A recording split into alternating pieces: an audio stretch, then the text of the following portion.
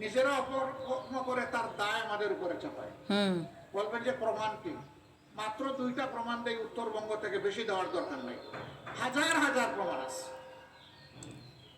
রংপুরের মৎস্যপল্লী, পীরগঞ্জ, যেখানে মিয়া আব্দুল ওয়াজেদ সাহেবের বাড়ি, সেই জায়গায় আমাদের হিন্দু ধর্মাবলম্বী ভাই বোনদের একটা পল্লী ছিল।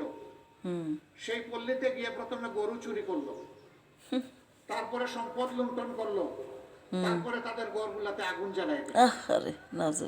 সাথে সাথে কোনো বাস বিচার না করে ক্ষমতার সর্বোচ্চ পর্যায় থেকে বলে দেওয়া হলো এটা জামাত শিবিরের লোকেরা করেছে।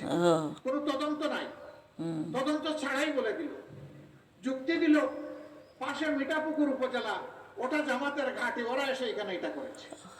আসে আর কিছু তো পারে না, খালি জামাত জামাত। 3 দিনের মাথায় সাহস করে সেই পল্লীর মজলুম ভাই বোনেরা বলে দিল জামাত শিবির এখানে আসেও নাই, এগুলা করেও নাই, যুবলীগের অমুক নেতার নেতৃত্বে অপকর্ম হয়েছে।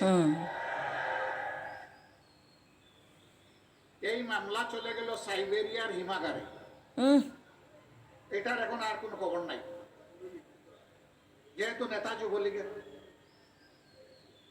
পানিতে কূপ দিলে কূপ এসে নিজের হাঁটুতে লাগে, তো হাঁটু বাঁচানোর জন্য মামলাই হতো। ঠিক। তারপরে আপনারা দেখেছেন গাইবান্ধার সুন্দরগঞ্জের এমপি ছিলেন, বুটে হোক অথবা বিনা বুটে হোক, লিটন সাহেব।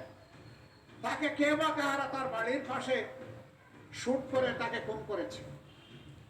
সাথে সাথেই তৎকালীন প্রধানমন্ত্রী বলে দিলেন সংসদে দাঁড়িয়ে এই কাজ করেছে জামাত শিবির। যুক্তি হলো এই লিটন সাহেবের নেতৃত্বে সন্ত্রাসের মাধ্যমে জামাতে ইসলামের তৎকালীন আমির অধ্যাপক গোলাম আজম সাহেবকে তারা গাইবান্ধাতে জনসভা করতে বাধা দিয়েছিল।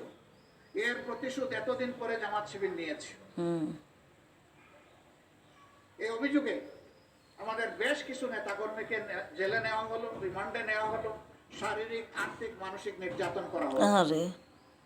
দিন শেষে পুরা তদন্তে বের হয়ে আসলো না জামাত শিবিরের কোনো সম্পর্ক এটার সাথে ছিল না, বরঞ্চ তাদেরই ক্ষমতার পার্টনার, যিনি ওই আসনের সাবেক এমপি ছিলেন, একজন অবসরপ্রাপ্ত সামরিক অফিসার, তিনি তার পিস্তল দিয়ে গুলি করে তার রাস্তা পরিষ্কার করেছেন। উচিত কাম করছে।